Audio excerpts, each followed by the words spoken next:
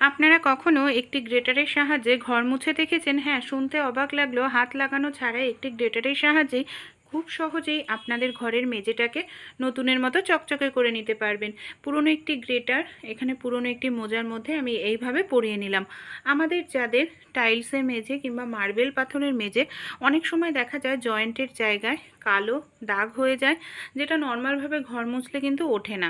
তাই জয়েন্টের জায়গায় সামান্য পরিমাণ একটু হারপিক এইভাবে লাগিয়ে কিছু সময় রেখে দিন। কোনো রকম হাত দিয়ে ঘষাঘষি করতে হবে না।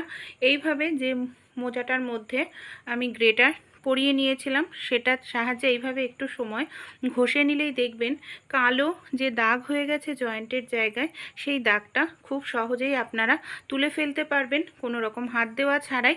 এই দেখুন, প্রথমেই দেখিয়েছি কীরকম কালো হয়ে গেছিলো, এখন দেখুন জয়েন্টের জায়গাটা একেবারে পরিষ্কার হয়ে গেছে।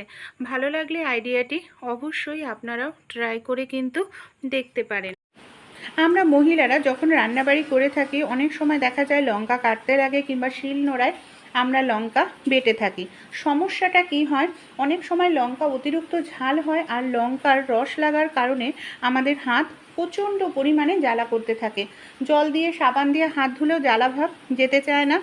সেক্ষেত্রে আপনারা এই ছোট্ট টিপসটি অ্যাপ্লাই করে দেখতে পারেন। দুধ কম বেশি আমাদের প্রত্যেকের ঘরেই থাকে।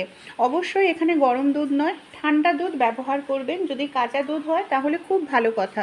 সামান্য পাত্রের মধ্যে দুধ নিয়ে যে আঙুল জ্বালা করছে সেই আঙুলটায় দুধ লাগিয়ে কিছু সময় রেখে দিন, মানে 5 থেকে 10 সেকেন্ড মতো। দেখবেন লঙ্কা লাগার কারণে যে জ্বালা করছিল সেই জ্বালা ভাব মুহূর্তের মধ্যে